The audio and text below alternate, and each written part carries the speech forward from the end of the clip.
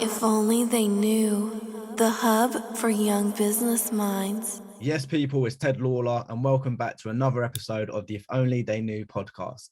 Today, we're joined by Annie Mitchell, who's the co-founder of Bottleshot Coffee, and she speaks about what really happened on Dragon's Den, taking a leap to start her own company, and so much more. So if you want to fuel your passion and your understanding of the business world, this is the podcast for you. I am Annie Mitchell, and I'm the co-founder of Bottleshot Coffee. We make the only award-winning canned coffees in the UK. We use really high-quality cold brew, and we don't add any sugars, no artificial flavorings. So it's a proper coffee that's ready to drink. What do I do? Kind of a little bit of everything. We're a small team, so we all kind of go across, from production to marketing to sales, a little bit of everything across it, but all coffee. Brilliant. Thanks for that. And let's dive straight into it. Who was you before all of this? Before we actually get into sort of what you're up to now, who was you before the business? Was you have you felt like you've changed at all, transformed in any way, your confidence, your sort of even your ability or anything like that? Was you someone different before the business? Oh, wow. So not what was I doing, but who was I? Yeah. Who was you? Like, what's the word? Like an existential question, I think they call it. Yeah. Who was you before all of this? Interesting. Well, one thing that actually I suggest that anybody who is thinking about starting their own business or making a change in their career or just making a big life decision, that actually they should visit a life or a work coach, because something that I've learned about myself after starting Bottleshot Coffee is before this, I've always prided myself on great work. And that to me is like always what I felt like drove me. Yeah. And recently, this is actually a very recent revelation, is that it's not only great work that drives me, but actually I need the external validation. Right, and so okay, yeah. For when you're in a normal job where you have a boss and you have various teams and you have a review cycles, you kind of have that baked in continuous feedback. And that was actually really motivating to me. And I liked that.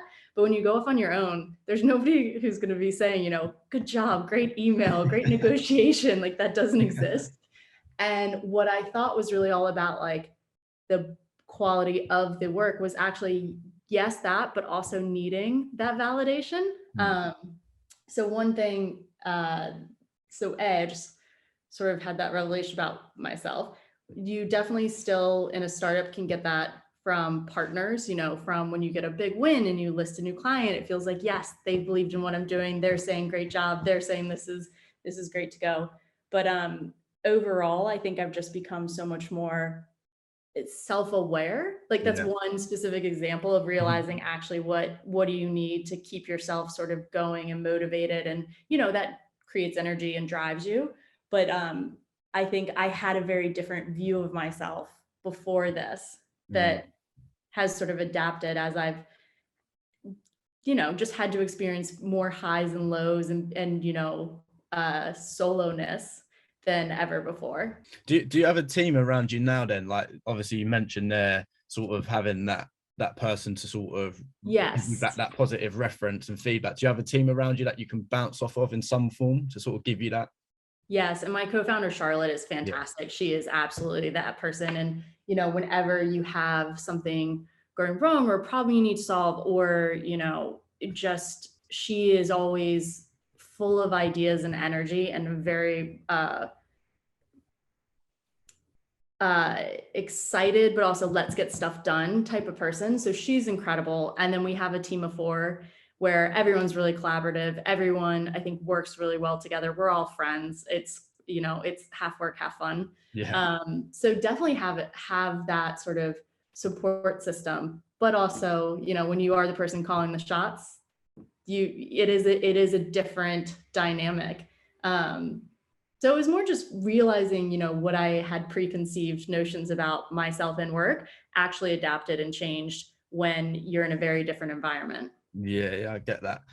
And moving sort of a little bit closer to where you are now, did you, or look sort of referencing that rather, did you always want to be an entrepreneur?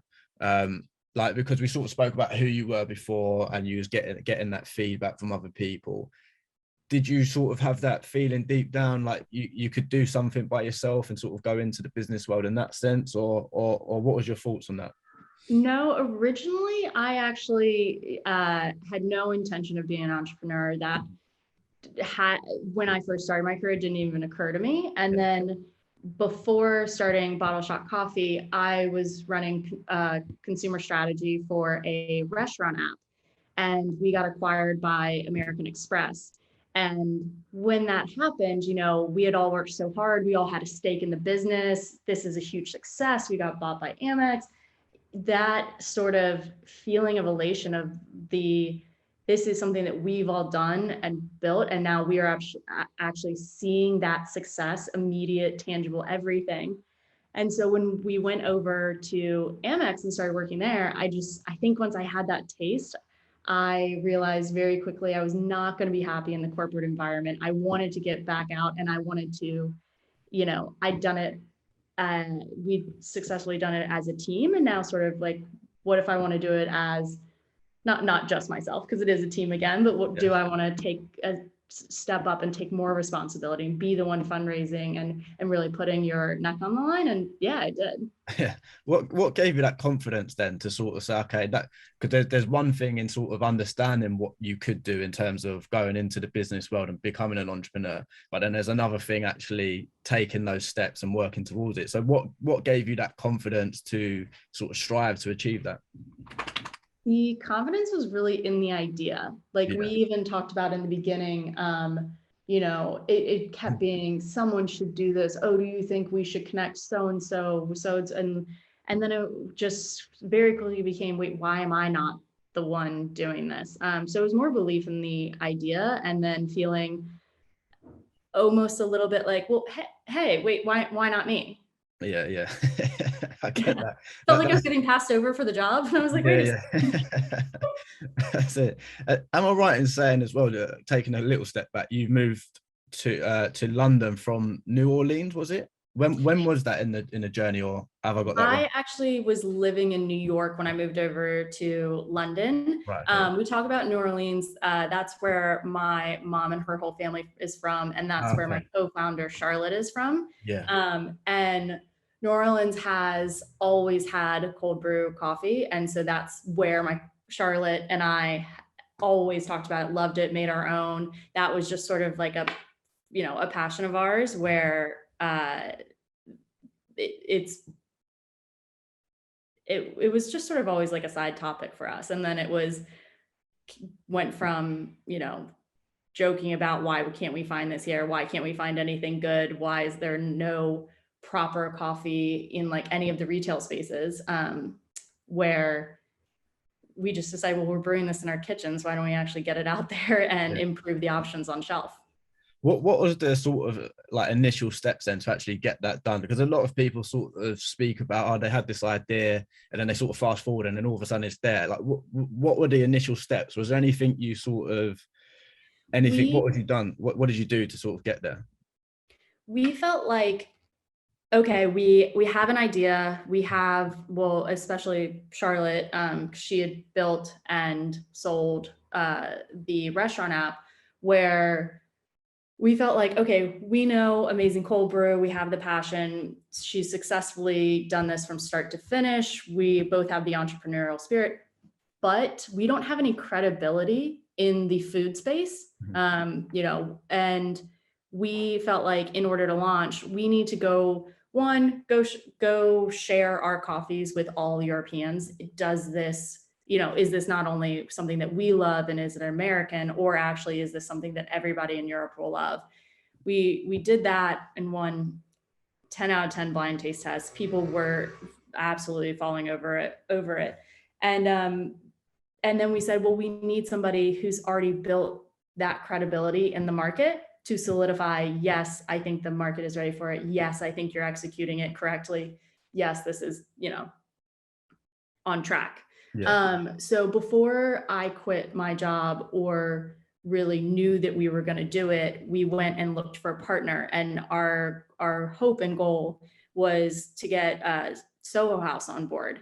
Yeah. And they did. And actually, when they said, yes, we're going to launch with you guys, we're going to support you, that's when I said, okay, you know what? This isn't just an idea. This is actually, if we want to give this a go, let's give it our all. Yeah. Did you just say then that that was the moment you quit your job? Did I hear that right when you heard that? Or... Immediately when I heard it, no, but yeah. it took longer to quit than it should have, but Yeah. I knew that day that I would quit. That to me was a if this happens, yes, I will quit. At what stage then did you make that jump to say, okay, well, let's sort of step back from the day job and pursue this? Because a lot of young entrepreneurs I bring on are in their like really early 20s, if not late teens, and they're still in their 9 to 5s and they're debating making that jump. And I personally say, wait until you actually start making some money first to even consider it, and then wait until the money you're bringing in is like slightly sort of matching your monthly salary, or sort of you can see that potential in a few months time. What's your opinion on that? When do you take the jump to leave? So I agree with you with having some security in place for when you're ready to make that decision. For us, we paired we're going to launch with Soho House Group along with raising capital for it. Yeah. So for us, that was the two things that went together. And if we had gone the other route where it was revenue driven first, then absolutely, I would have waited till it was at a significant enough stream that it was, logical. Yeah. I always think though, you should wait till the risk is not going to ruin your life.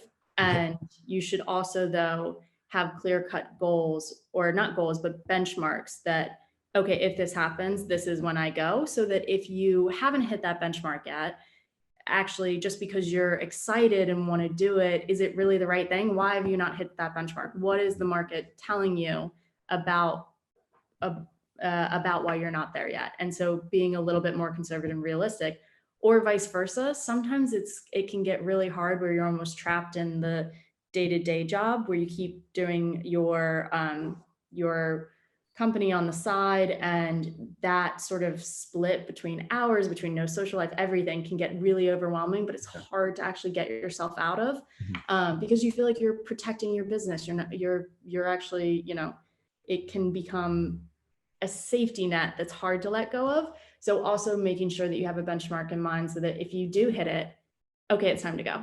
Yeah. And how important, just sort of on that whole sort of point of making a jump, how important is it to sort of build the experience in the field you want to actually be in, like in terms of the day job? Because I've had so many young entrepreneurs on, say they now run a production company making content. They spent years working as a runner, just being around other producers and being around that film environment, and of course other examples of different things. They go into the food market, they work in restaurants, etc. How important is that, and what's your thoughts on sort of getting involved in some way to get a flavor of the industry? My view is that you don't have to have worked in what it is you want to do. If you have, like, you could have experience with it as a consumer, or you could have, or a user, and realize that the system is broken or something like that. And to me, if you haven't, borrow that expertise, find people to work with who have, I think it's smart to jump into something having no background yourself, and also not having any, like, a dedicated mentor who does know this space, who can, share sort of the history and the expertise, and you can decide whether you think that you agree with it and you think it's right or not. But while we were not in food before, we were parallel to the space, and we had a strong network to talk to. That was where also we felt like bringing Soho House on board brought that expertise in. One of our investors is the founder of Halo Top. That to me was like, okay, if we're going to be a retail food, well, we're a drinks brand, but we need somebody who can actually warn us that, of the pitfalls. Yeah, I get that. And I think that's a really important point to make, isn't it? Also, just on that point, of those early stages, did you have a clear vision of what you wanted the brand to be when you first started? You sort of touched upon it earlier, but how clear was your vision? Did you sort of, because I know a lot of people, again, speaking from other entrepreneurs, they know exactly what the end product is, and they're sort of working their way to it, and they saw that in the early stages. Did you see that initially, or did you sort of just sort of take it as it sort of happened? We're actually about to be changing our brand, and I'm very excited Oh, wow. for our 2.0. And to me, that happens. Companies evolve. Yeah. If you look at Halo Top's original branding, nobody would recognize it. Nobody would have known it. Yeah. Or bigger brands change all the time. But I'm on the branding side. I'm more excited for our 2.0. Wow.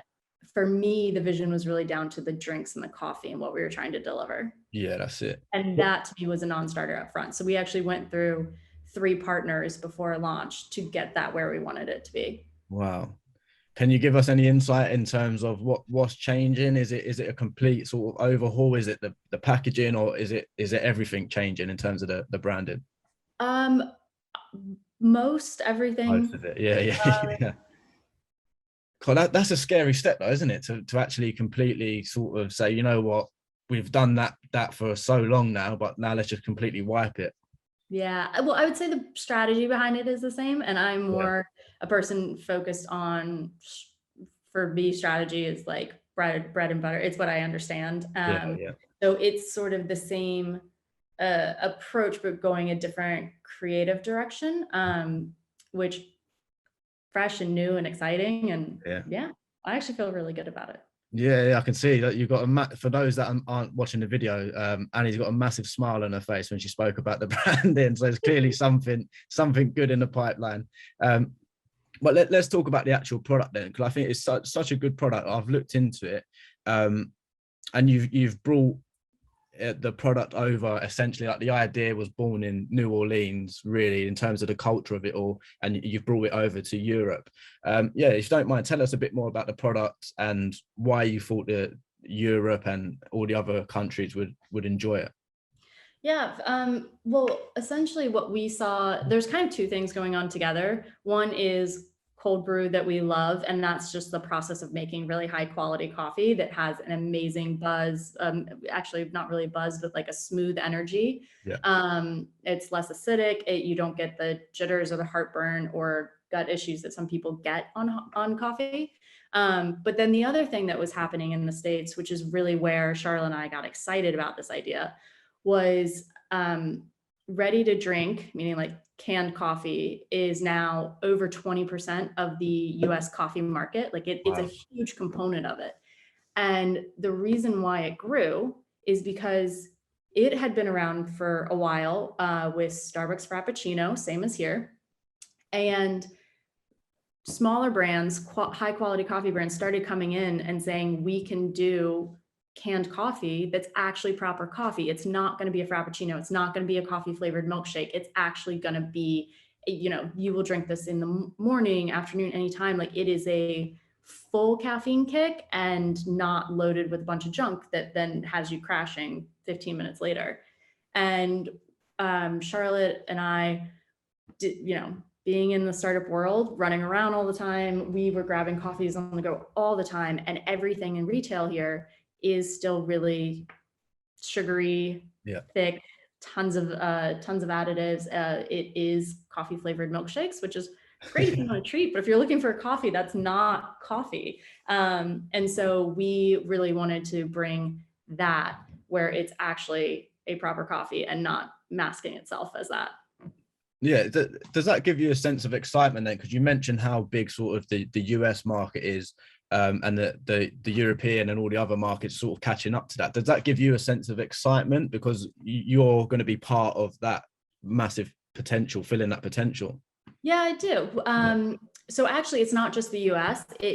This trend has happened in the US, Australia, and Asia. And that's where we felt like Europe is the last to fall. Let's be the one to actually like get Europe up to speed on this. Yeah. And it made so much sense to us because coffee has had so many different swells from, the UK was not espresso based if you look back 30 years, and it was all tea. And then the high street coffee shops came in and really turned that around. And now everyone's latte based and cappuccino based. And that same thing did happen in America as well. Went from, gas station to lattes. And to us, the next logical evolution is, yes, ready to drink canned coffees are here. But the first question we get when we do tastings is everyone will say, oh, but there's a little sugar in there, right? It doesn't taste like coffee, most of the options. So people, it's not the same as if you were to walk into a coffee shop and get a coffee. So it's the ready to drink market previously has been a different product than actual coffee. So to us, that's like a natural evolution of why wouldn't you want it this way? Why wouldn't the trend go this way if we're doing it in the taste profile of what people want from coffee? How does it feel to have an actual product that you can be proud of? Because as you're speaking now, I'm just thinking, I can see the smile on your face when you talk about it, and clearly in the Dragon's Den, which we'll get onto later, like you could just see the pride and the confidence in the actual product itself. So how does it feel to have a product you can be proud of? It really does feel amazing. Like when I see strangers, people I don't know, drinking my coffee, when we do samplings and people turn around and say, wait a second, I didn't think I was going to like this. What is this? This is amazing. We collect all of our customer feedback. It feels fantastic. When we got a Great Taste Award, that to me was like, it made my month. Just sort of having we set out to do it well, and having other people get joy from that is so nice. What do you say? Validation I was saying about before. Yeah, that's it. Yeah, it all makes sense now. Yeah. What is the one thing then on that point as well, what you just said there? What is the one moment that you're proud of so far, or what's your greatest moment with the business?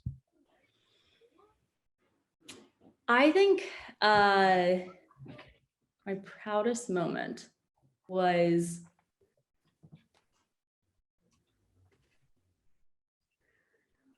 honestly probably each time we win a new partner. That to me is like the ultimate high, where it still feels crazy that somebody like Ocado or Virgin Airlines wants to work with me, and I'm like that.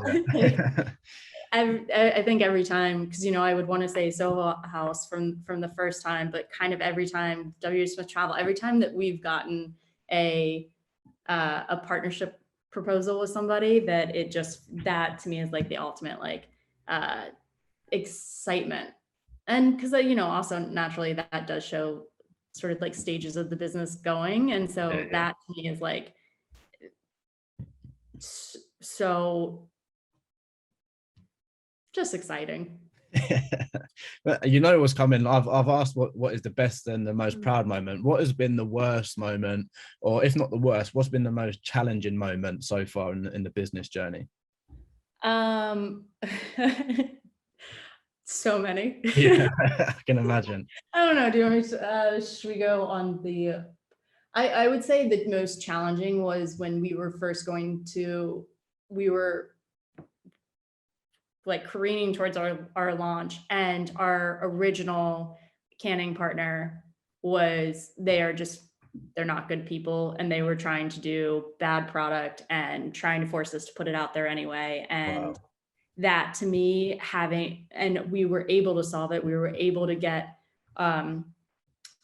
just say, nope, we're cutting this, we're leaving you, we're going to go do it ourselves. And so there was a solution there. But that first moment, it wasn't even, yes, there was the we have a looming deadline, but it wasn't even the fear of making the deadline. It was how could we be just kind of realizing there are some people who are really negative in business and get away as fast as possible. Because I'd never experienced that in my previous work, Yeah, it is tough, isn't it? Like when you sort of come up against people, you think, how do these people actually exist? Like some people are so negative, or just sort of get in the way and do everything they can to stop you, don't they? But I want to throw a curveball in it just before we move on. If you could sit down and have a coffee and a chat with anyone in the world, dead or alive, who would it be? Whose brain would you like to sit down and pick, whether that's an entrepreneur or just an influential person in your eyes? Well, would it be for my business or would it be just because I'd be interested to chat with them? Either or, whether it's for the business or whether it's something on a personal level. Who do you want to sit down and have a coffee with if you could have anyone? I'd love to sit down with love to sit down with somebody. I mean, this is gonna be a very cliche answer, I feel like, but I'd love to sit down with somebody like Albert Einstein and ask him, how did you approach problems? Like, I would just love to know sort of like the process that went into any of his creations or failures, just sort of, you know, he created something out of nothing. And so how'd you go about that? Yeah, no, that's really interesting. So my last guest said, what did they say? They said the founder of Hershey's, because I think the founder of Hershey's created his own like community, and like sort of paid for people to start all the workers to live in a community, and he basically built his own actual community with houses and stuff. So I thought that was quite. I did not know that. Yeah, I know, it's crazy, isn't it? So there's so many good people to sort of pick from. But let's move on then to Dragon's Den. How was that? Talk us through that if you don't mind. How did that come about, and how was that for you? It came about because one of the producers actually reached out to us because he loved our coffee, which was again, that's great. amazing. I love that. Yeah. And then I think for me the toughest parts were they warn you beforehand that okay, only 8 to 10 minutes gets aired, but you really will go and pitch for much longer. If they don't like what you have to offer, you're going to be out in 15-20 minutes. Don't worry. Wow. If you are compelling to them, then there's a chance you're in there for an hour and a half, 2 hours. And we were there for an hour, and I was there for an hour and 45 minutes. Wow. Since they'd warned me, I definitely was prepared for that. It was unique to me trying to pitch to 5 different personalities at once, because usually you sort of have, you understand their background and their perspective, and you kind of know where the conversation is going to go. But having 5 different perspectives just sort of boomeranged at you is definitely an interesting style of pitch to have to respond to. And then what was also tough for me is I assumed they were going to tell you whether your segment would air and show you what's going to be on air, and that's not true. They give you maybe like 2 weeks heads up warning, and they say, so you're going to air, congratulations. And like, that's so exciting. But you watch it live with everybody else, and that feeling of, there's a lot that happens in an hour, 45 minutes. What are they going to cut that down to look like? What am I going to look like? What is our company going to look like? And that sort of, and you can't take it back. So it's kind of like you're watching, that's it, yeah. It's watching reality TV where it feels like there's all this drama and you're judging yourself too, but it's also has real ramifications and you can't take it back. So it's incredibly tough to watch. Yeah, that's it. Do you looking back, do you think you gave a good account of yourself, like on a personal level?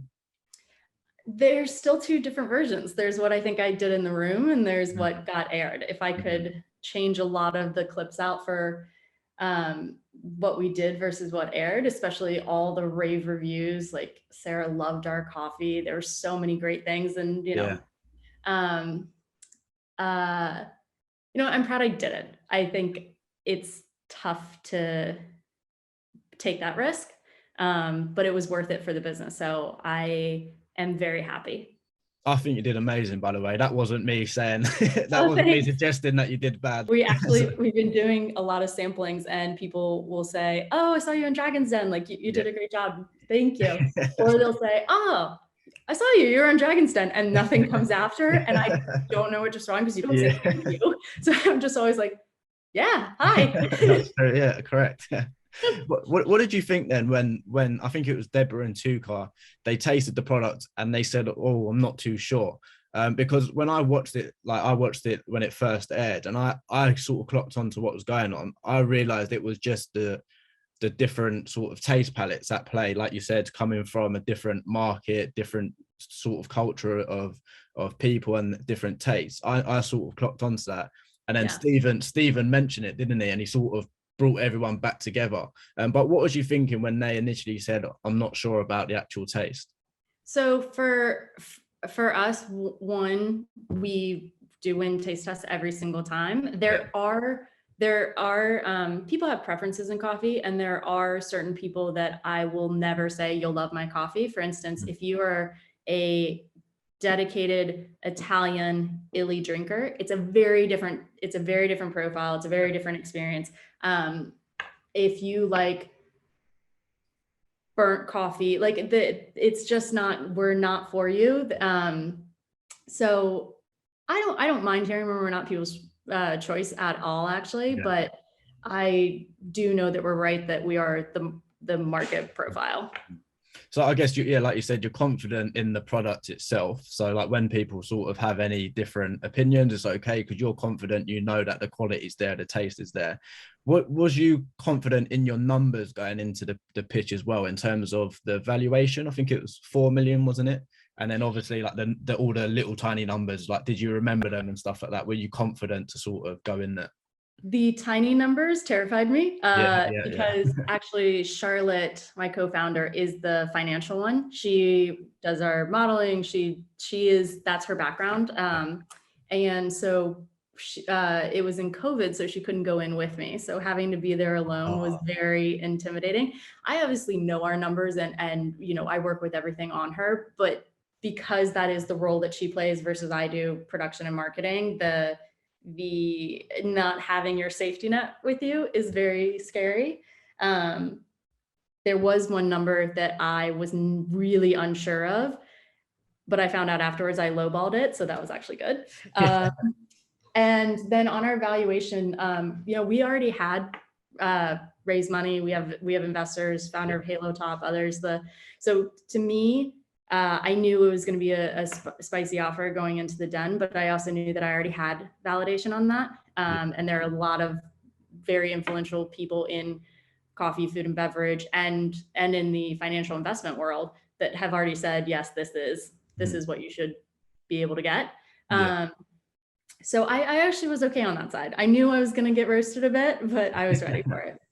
So you knew the product, you knew the numbers. Did you know who you wanted for one and why you wanted them? Because I know I've seen it, like so many episodes of Dragon's Den, and they sort of know why they want to go on there, whether it's just sort of for the promotion and they have no intention of bringing on a dragon, or some people want a specific dragon for a specific sort of upcoming challenge.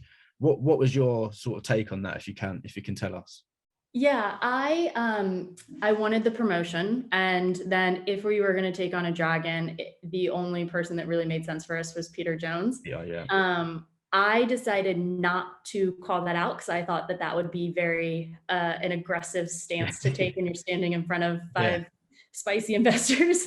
But that's also why Deborah really did not like me, as that was obvious, and I think she was trying to force me to say it, and I knew that would not be in my favor. So I tried to cater to everyone still, but they knew. So that's sort of where I think some of the tension came from. That's it. Last thing on the Dragon's Den, then, when it aired, did anything sort of change? Because I've just spoke to actually someone just before this who was on Dragon's Den last week. And they said as soon as the episode aired, like within 10 minutes, the whole business changed in terms of followers, numbers, and etc. How much of an impact has the show had on you as a person and also the business, if you can tell us? I'm completely changed. No, I'm kidding. Nothing for me as a person. Other than it's fun to talk about. On the business side, we actually saw a huge increase in retailer interest. So actually our sort of conversations and relationships with buyers, trying to grow what stores and brands we're partnering with, we all of a sudden got crazy inbound on that side. Ours was way more of like a B2B uptick, which is huge and so impactful for us.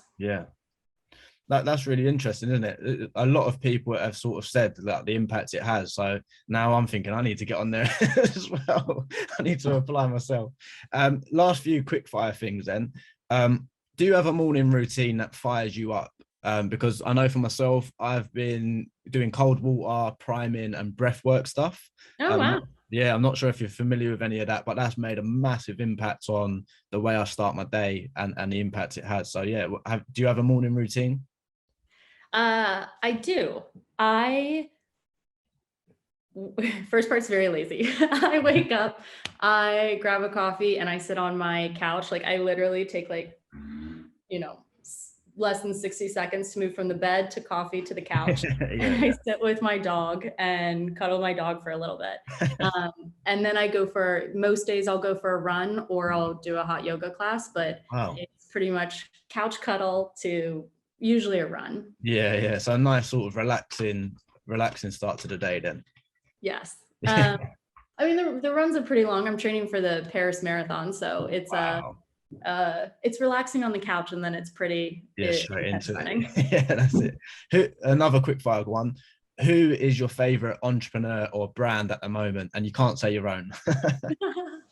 I would not say brand. My favorite entrepreneur brand.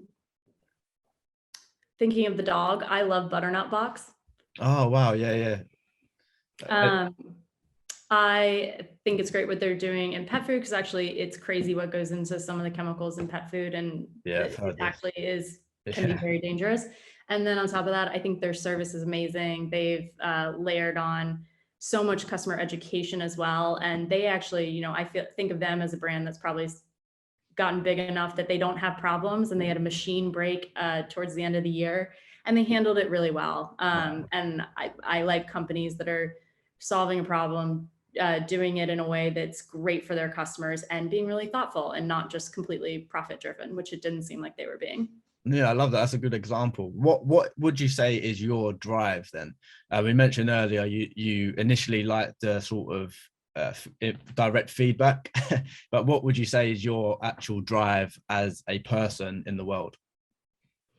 My drive as a person in the world, I want to see good change. And I know there's change for good, and we're also doing a lot of ethical things at our company, but I mean, actually, like, that just because the way that things have been done forever doesn't mean we keep going down that route. Yeah. I'm not trying to say I'm going to take all the Frappuccinos off the shelves, but we should actually have good quality options next to them as well. I kind of think that in everything that you do. Are you moving things forward? Are you applying or providing better options and making, all of it better for the rest of us? Amazing. And what would you say has been your biggest lesson throughout your personal life or your business career? What's been the biggest lesson? My biggest lesson, I think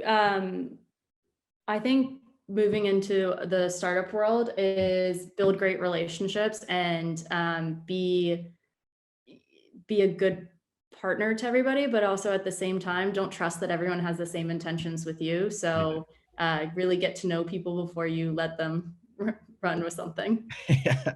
And what would your if you could pick one advice be for the young people out there, whether it's from a business perspective or just a general life perspective, what would your one piece of advice be for those people? To ask for advice more, whether it's, you have an idea and you think you might want to start it, or something isn't going right in your career. People love helping each other. And I think a lot of the times people don't really get there yet because they feel like it might be awkward to ask for that. Or, I have a good friend who is wanting to start a business, and she admitted she's had a block around the legal side that she just doesn't know how to solve for a month now. And just call. I'm happy to talk it through. She's like, you don't like legal stuff. I'm like, well, yeah, but sure. But I know the answer for you, and I can point you in the right direction. Like, ask. Yeah. I love that. Well, it's been an absolute pleasure having you on. I really appreciate your time and your advice as well. I've took a lot on myself. Final thing, what is next for yourself and the brand as well? And tied in with that, do you want to have a legacy that you leave behind? And if so, what would that legacy be? What's next for us? We are trying to get into the largest supermarkets. That's the next stage, next scale for us, then Europe. And I would love to build this business successfully and then go on to do other brands with other brands or product lines with other people who are wanting to start the same thing and foster the next you know, not generation, but the next group of people trying to do something. Halo Top's really doing that for us. And I think that's an amazing way to sort of regenerate everything that you've done and help somebody else too. Well, that sounds amazing. I wish you all the best of luck with that. I know you don't need it, but I wish you all the best. I need it. Yeah, that's it. The floor is now yours. And if you've got a final message for everyone listening, or just want to tell them where to find out more about yourself or where to grab a coffee from you, please let them know now. I would say if you haven't tried our coffees, we have a taster pack on our website. So just go there, you get one of each, and you can see what you think of it yourself. Brilliant. Perfect. I'm going to grab some straight after this call. It's been an absolute pleasure. And yeah, thank you so much. Thank you.